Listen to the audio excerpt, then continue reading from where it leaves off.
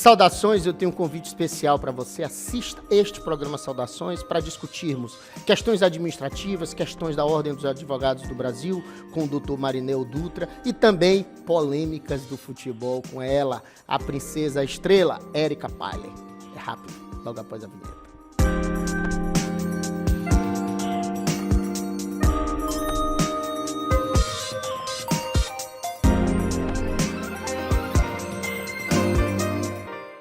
Estamos aqui, já em definitivo, saudações a todos, com o doutor Marinel Dutra, especialista em direito público, especialista em causas de servidores públicos, todo esse estadozão do Maranhão e Brasil. Que felicidade falar com ele, que é também conselheiro estadual da Ordem dos Advogados do Brasil, e a gente precisa entender, é um homem ativo, um homem ponderado, um homem que tem conhecimento para nos trazer e tratar da pauta da advocacia, especialmente esse diálogo é para você, advogado. Eu queria que você prestasse bastante atenção no que tem a falar, no que tem a nos dizer o doutor Marinel Dutra. Doutor Marinel, que felicidade tê-lo aqui. Felicidade minha, saudações. Vamos lá, eu tenho várias perguntas para você, nosso tempo não é tão longo, então vamos começar logo a discutir. Primeiro, qual é o papel da OAB na advocacia? Nós já sabemos o papel da advocacia, defesa do Estado de Direito. Agora eu quero saber qual é o papel da OAB, dessa instituição, que não é a primeira, né? Primeiro tivemos o Instituto e agora a Ordem dos Advogados, mas ela que representa a classe. Fale para nós. Pois bem, meu querido, o papel da OAB Maranhão, é o papel da OAB Nacional, claro, é a defesa da sociedade, é a defesa da advocacia, do advogado, com as suas prerrogativas, enfim. Mas a OAB precisa ser protagonista. Perfeito. Protagonista na defesa do advogado, na defesa da sociedade e na instrumentalização do advogado que milita no dia a dia dos balcões do fórum, ainda que para isso nós tenhamos que estabelecer alguns debates, alguns embates com alguns outros órgãos da gestão desse meio do judiciário. Então esse é o papel da advocacia, o papel da OAB, né? E nesse contexto estou eu como conselheiro estadual da OAB desde janeiro de 2016, desenvolvendo meu trabalho. Fui durante 6 anos presidente da Comissão de Direitos Difusos e Coletivos. E aí, a serviço da Ordem, nós desenvolvemos vários trabalhos na defesa de interesses difusos e coletivos, contando com o apoio da Rede de Controle, com a Vara de Interesses Difusos e Coletivos, com o Dr. Douglas de Melo Martins, com o Ministério Público, com o Tribunal de Contas do Estado, da União.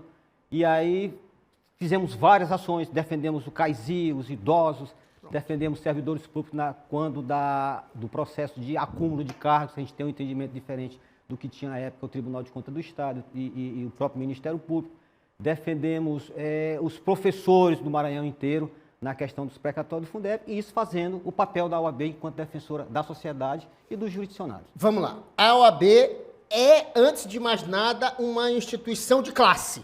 Sim. Ela representa... Quem votou em você para ser conselheiro, teoricamente, nessa chapa? As advogadas e os advogados. Então, em primeiro lugar, antes de defender a sociedade, que é a função também da Ordem dos Advogados, é efetivamente pensar nas pautas dos advogados. O senhor concorda comigo? Concordo com isso. Eu apenas estabeleci esse histórico em relação à defesa da sociedade. Que é importante, é uma função do Estado. Sim, porque foi o papel que eu ocupei durante 6 anos enquanto defensor. Fala um pouquinho da história da advocacia através da Ordem.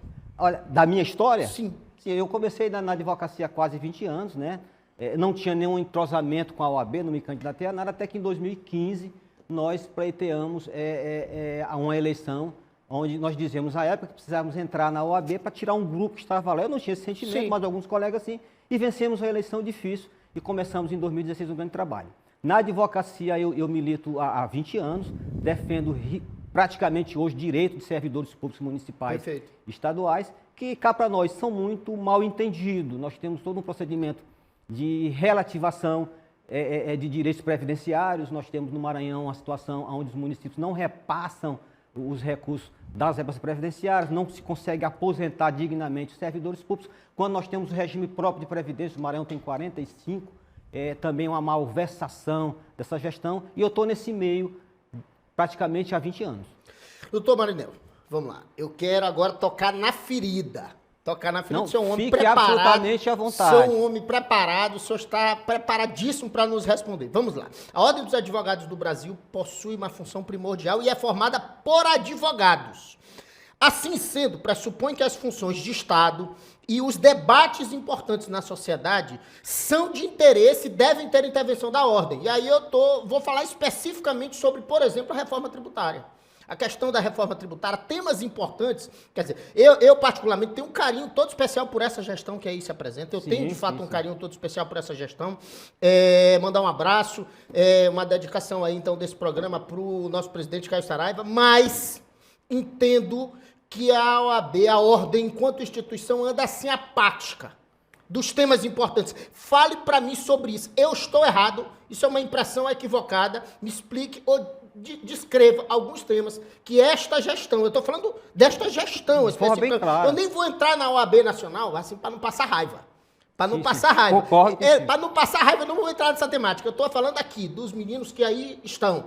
Fale para nós sobre temas importantes. Pronto, dois tópicos para nós tratarmos. Um com relação a discutir temas de direito material. Eu sinto falta disso. Direito tributário. Eu sinto falta. Eu sinto falta de uma ESA mais atuante, com todo respeito aos colegas que estão na ESA. Mas a OAB carece... Marcelo, gosto demais de Marcelo. Marcelo é um amor, amigo nosso, mas eu sinto que a OAB, enquanto instituição, não debate os temas importantes. Então, o ponto 1, a OAB não se ocupa de discutir pontos importantes de direitos materiais importantes. A Previdência é um assunto que passou de 2019, a reforma tributária é um outro assunto. Mas existe um outro tópico, que é a OAB enfrentar algumas instituições que, a meu sentir, eu digo isso abertamente, nas sessões do Conselho e manifesto em todas as ocasiões, a OAB deixa de, entre aspas, enfrentar algumas instituições e carece com isso da defesa do advogado e do jurisdicional. Hoje a gente vislumbra graves problemas eu chamo isso de afastamento do judiciário, do jurisdicional. Eu te dou vários exemplos. Hoje, na Avenida dos Holandeses, você encontra vários órgãos da administração pública e do judiciário, na minha concepção, se afastando do jurisdicional, daquele que tem que receber a conta da prestação de serviço. Você encontra a Justiça Federal na Avenida dos Holandeses, mas não encontra lá no bairro do Tirirical, onde se faria mais necessário. E a OAB se manifesta com relação a isso? De maneira alguma. Eu ontem reclamei numa reunião interna da OAB que nós acomodamos uma situação lá de trás. Quando se criou, Ted, os juizados especiais, qual era a dinâmica, qual é a lógica? Eu lembro. É levar o judiciário para próximo do jurisdicionado. Era muito lento, demorava demais as ações. Não, vai resolver todos os problemas. Essa é a sensação que o jurisdicionado teve. Sabe qual é a sensação de agora? Vários deles estão funcionando aqui no fórum. Tá tudo junto. Tá tudo errado. Virou tudo igual, não faz diferença mais. Por quê? Porque é mais cômodo para o judiciário estar aqui, distante do jurisdicionado, e o jurisdicionado não reclama. Quem tem que reclamar é a ordem que não reclama. Estendendo essa discussão, tu tá falando dos juízes que estão aqui e os que estão no interior, que não querem mais estar lá. Eu te dou um outro dado. Nós discutimos ontem numa reunião interna na ordem a situação da criação da terceira vara de execuções penais, que está causando um problema enorme, principalmente nos colegas da região Tocantina. Todos os processos de réu presos estão sendo direcionados e encaminhados para uma vara em São Luís. É mais cômodo ter um juiz, é mais cômodo para o judiciário e para o juiz, para o magistrado, estar aqui, e os processos aqui, e os apenados lá no interior. Espalhado por esse Maranhão lá fora. E o pior, existe uma outra determinação administrativa, não há um embate da OAB com as instituições. Eu disse isso ontem para o presidente Como mudar isso, Marinho? Antes de como mudar, eu disse ontem numa reunião como mudar, mas deixa eu te trazer o segundo diagnóstico. A CEAP, né, que cuida dos apenados, está trazendo todas as apenadas de Imperatriz, daquela região, do Maranhão todo, para virem cumprir suas penas em São Luís. Isso vai de encontro à lógica que se estabeleceu. Não tem sentido. A ideia é que essas penas sejam cumpridas na localidade, próximo das suas famílias. Princípios do Pacto de São José da Costa da Rica. Claro. Então, o que a CEAP fez? Por um ato administrativo interno. Deslocou, meus queridos advogados sabem disso, tem uma reclamação enorme na região Tocantina de que as presas estão vindo para São Luís. Cumprir pena aqui.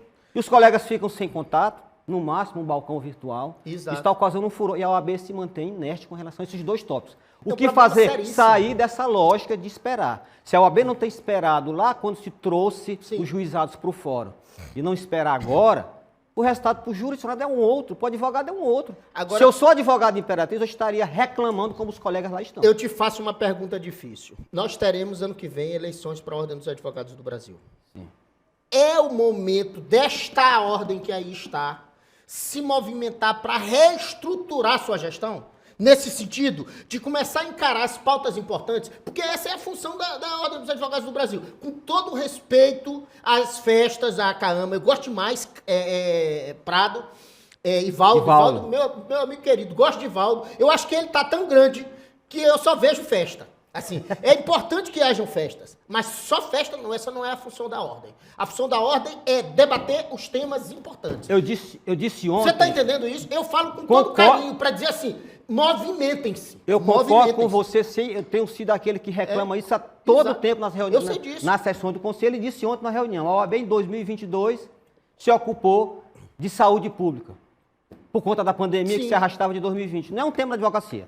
Não é. 2023, com um pedaço de 2022, se você tocar no assunto daqui a pouco, nós vamos conversar sobre isso. Sim. A OAB se ocupou de uma eleição de um quinto que ninguém quer. Não acaba nunca. Que ninguém quer. E não acaba nunca. Aí eu disse ontem, presidente, com alguns colegas conselheiros que estavam lá comigo, vamos cuidar de gestão daqui até o encerramento do nosso mandato. A eleição vem aí, nós não vamos tratar de eleição de ordem aqui, sim, mas a eleição vem aqui, nós temos que olhar, enquanto candidato, se alguém for candidato, para o olho do advogado. Olha, eu fiz isso. Então chegou, aliás, está passando da hora da gente mudar um pouco essa lógica. A lógica da gestão, já com essas falhas que a gente já apontou, é muito de fazer inauguração de sala da advocacia, que traz conforto, mas o que o advogado quer, Ted, é que as quase 1.500 ou 2.000 decisões de natureza previdenciárias exaradas por magistrados sejam cumpridas pelo INSS. Exato. É isso. O advogado exercício da advocacia. O advogado precisa de um juiz na comarca para emitir um alvará, segunda, terça, quarta, quinta e sexta, que não seja ao bel prazer do magistrado escolher um dia. Exato. E que ele não chegue ao Banco do Brasil, por mais que o sistema tenha melhorado, que o Banco do Brasil, não, eu vou consultar o jurídico do banco, vou verificar, o senhor está sozinho, não está com a parte, né? A sua procuração não é uma advogados, Marinel. Sim, morte de advogado. Não se faz nada, não se faz efetivamente. Aí tu vai e faz um movimento, aí tu vai para frente do órgão lá. Acho legal, acho bonito, mas tem que ir até o final.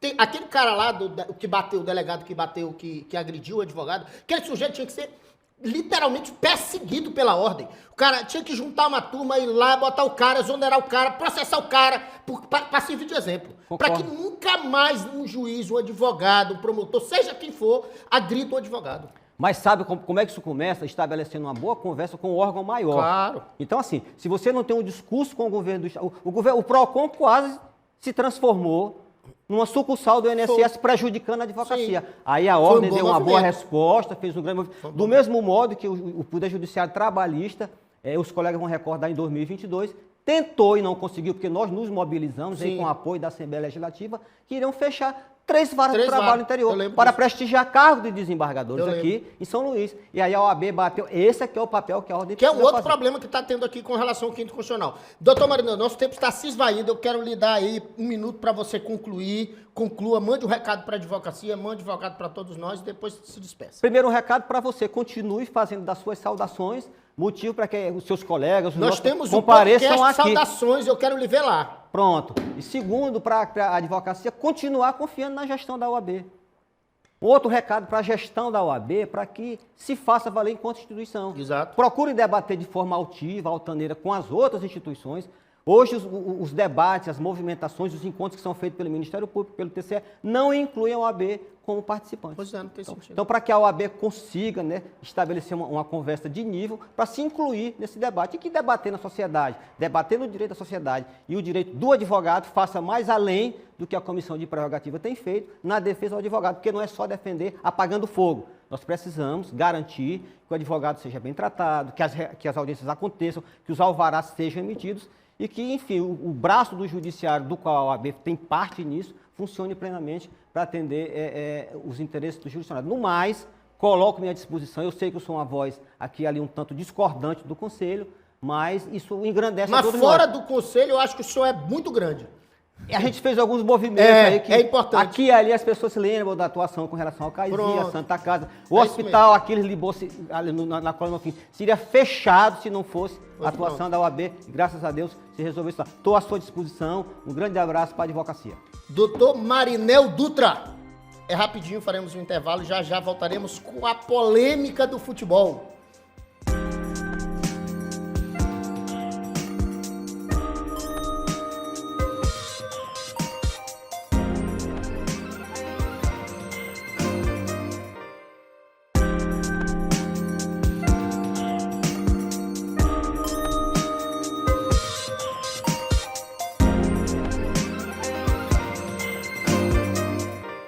Saudações, estamos aqui para discutir as polêmicas do futebol com ela, Érica Palley, advogada e apresentadora do Jogo Aberto. À vontade.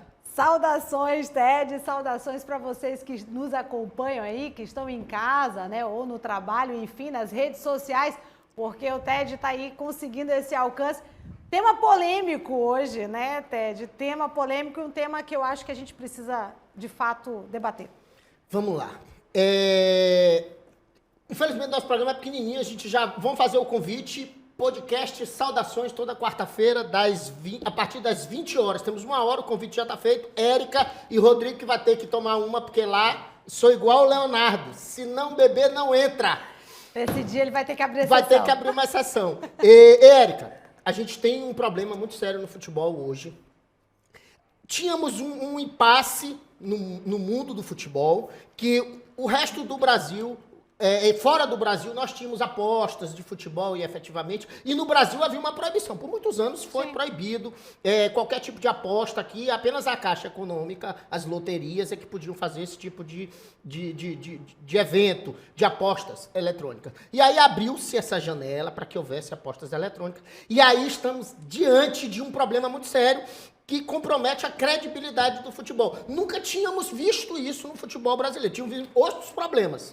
Muitos outros, mas a questão de dizer jogadores se comprometendo, se vendendo, era coisa muito rara. A gente até ouvia, tu sabe mais do que eu, muito rara. Mas aí, vamos falar um pouquinho o que está acontecendo. Assim, faz o cenário inicial para que a gente possa entender. Bom, Ted, primeiro eu vou começar, assim, apesar da tua afirmativa, só recordando o nosso telespectador... Não, pode me corrigir, pode corrigir. Recordando o nosso telespectador que as apostas sempre existiram. Pronto. Né? Só que elas não existiam eletronicamente. Sim. E com o desenvolver da questão, né, da tecnologia, dos jogos eletrônicos e do próprio né, telefone, das mensagens... Não havia legislação, não era regulamentado, né? Mas acontecia. Acontecia abertamente e a gente observava várias vezes o que acontecia aqui no nosso estado. Aconteceu e todo mundo sabe. Né, aqueles famosos resultados atípicos. Sim. De 11-0 quando um time precisava né, ser revertido. Então, assim, tem toda uma questão histórica já trazendo. Tem todo um contexto de vários jogos que a gente não tinha né, ainda apostas eletrônicas, mas a gente sabia que existia nos bastidores. Já havia esse interesse de manipular os jogos. Então, a gente sempre houve. Sempre houve, né? Sempre houve. O que houve foi um crescimento averbado e já assim a gente perdendo o controle até de ter realmente né, noção do que era ou não a aposta, porque até brinquei outro dia lá no Jogo Aberto Maranhão, que não se sabe mais quando o atleta errou ou quando o atleta se entregou. E aí cria dúvida, né? Esse é o grande problema. Cria o goleiro, dúvida. por exemplo, Agora, não tem mais o famoso frango, né? Deixa eu fazer uma polêmica aqui. Eu andei acompanhando, sabia que tinha esse diálogo contigo aqui, tive que me preparar, comecei a assistir alguns vídeos, alguma coisa, o que está acontecendo no Brasil, a Band, em especial, Band Esporte, e percebi que nesse rolo que está acontecendo atualmente aqui, sobre fraude no futebol, 5 atletas envolvidos que passaram pelo Sampaio Corrêa. Aqui, quer dizer, 5 atletas do Maranhão. Fala pra mim um pouquinho sobre isso. Porque eu vi assim, uns 10 atletas envolvidos, a metade era do Maranhão. Que diabo é isso? Sim. Depois de uma denúncia, né, de um atleta do Vila Nova, né, que começou... Eu acho que eu lembro disso aí, tu falaste isso aí pra mim. Até te fiz um convite para vir no Jogo Aberto para falar. Mas assim, depois da denúncia de um atleta, né, iniciou o Ministério Público do Estado de Goiás, iniciou uma investigação, né, para saber de fato o que ocorria. Campeonato Brasileiro. Campeonato Brasileiro. Campeonato Brasileiro Série B, né, mais precisamente. E aí, diante da investigação, apreensão de um dos telefones, as mensagens trocadas pelo aplicativo... Eu lembro disso. Demonstrou o quê? Que havia um esquema muito maior do que aquilo que estava sendo averiguado naquele momento. Diante desse esquema muito maior, se levantou uma partida de futebol onde era o Londrina e o Sampaio Corrêa em campo. Nisso, se chegou a um atleta, que é o Mateuzinho, né, que não é maranhense, mas atleta do Sampaio Corrêa e né, com histórico do Tum-Tum, já teve passagem pelo motoclube. Enfim, eu, inclusive, por diversas vezes elogiei o atleta, história né, bonita de vida, digamos assim. E na hora que consegue alcançar algo, acaba se envolvendo. E nesse mais um telefone apreendido, e aí a gente sabe como é que funciona. Tu acha que ele deve ser execrado? Agora, eu quero tua opinião sobre isso. O sujeito, coitado, ele passa a vida... Eu sei que ele cometeu um erro gravíssimo, compromete a imagem do futebol, mas o sujeito, assim, ele nasce para aquilo, ele passa a vida inteira se preparando para aquilo, aí comete uma cagada dessa, beleza, aí ele tem que ser... Porque eu vi alguns comentaristas de futebol falando que o sujeito deve ser expulso e nunca mais participar do futebol. O que eu te ouvi sobre isso? Eu tenho uma opinião bem dura em relação a isso também, viu, Ted? Porque, assim, no meu ponto de vista, né... Eu vou advogar para eles voltarem a jogar futebol. Bom, pois é. Eu acho que eles vão ter uma boa defesa, né? Com porque eu acho justo. Eu acho porque aí é morte do futebol. Tu tira, exclui o cara a vida totalmente. Porque passar 10 anos numa punição, 10 anos acabou o futebol para ele. Eu te pergunto, você, dirigente de um time de futebol, né... Contrata novamente um rapaz como esse, qual é teu nível de confiança? Esse é o problema. Qual é o nível de confiança que o torcedor vai ter? Né? Então o cara não pode mais errar. Ele não vai poder mais errar, porque ele está fadado a essa carga. E eu não sou pelo julgamento ad eterno de ninguém, acho que todo mundo merece uma segunda chance. Porém, essa segunda chance tem que ser longe do esporte, porque o esporte... Ele precisa ser um meio de socialização. Sim. Essas crianças que começam a sonhar a ser um dia jogador de futebol, acha que amanhã pode fazer igual e não vai haver punição, eu volto para o futebol depois. Então, é necessário que o esporte puna, assim como pune o doping. Sim. O doping é muito menor do que isso que a gente está vendo aí. Muito menor, né? Como é que essa matéria de fraude, de corrupção no futebol está sendo vista, está sendo entendida num cenário nacional e num cenário internacional? E há uma inter-relação entre esses meios, esse organismo? Há uma discussão efetivamente para combater? E como é que essa janela, esse cenário acontece fora do Brasil? Perfeito, perfeito. Ótima colocação e ótima pergunta nesse sentido de que é necessário essa interligação, até porque a gente viu durante esse processo, né, do Ministério Público do Estado de Goiás, sim, que não havendo isso, vai se limitar muito àqueles que os nomes que já apareceram, só que é um leque muito maior. Tinha o envolvimento de um jogador, determinado jogador da Série A, né? De um clube da Série A. Eu vi tem vários, já saíram vários jogadores, né, vários nomes, várias punições já pelo Tribunal de Justiça Desportivo, que precisa agir com mais celeridade, mais rapidez, mas precisa, acho que, ser mais enérgico. Porque a partir do momento que o Ministério Público coloca o indivíduo já como réu num processo, significa que o Ministério Público já identificou muitos fatores, né, ali presentes ao ponto do esporte também poder punir. E a gente viu já os réus no processo do Ministério Público, no criminal, sendo absolvidos no Tribunal de Justiça Desportivo. Então, já começou uma coisa, né, a ser movida e as penas muito diferentes uma da outra, mas tudo bem, a gente entende, até por ser advogada, a gente entende que cada um tem uma medida, sua culpa, né, vai ter pesos diferentes, mas a gente precisa, de fato, ter uma punição severa. A gente teve algumas, né? Aqui no caso do próprio Sampaio Corrêa, como tu citou, né, teve o Igor Catatal, que teve uma punição, foi o banimento do futebol. Aí você, por que... Quem aplicou essa punição de bani-lo do futebol? O Tribunal de Justiça Desportivo. Daqui, do Estado. Exato, do país, né? Do país, tá. E aí, o que você vê? Por que eu estou chegando aí nessa conclusão do internacional? O atleta está jogando fora do Brasil. Pois é, essa que é a discussão, a pergunta é essa.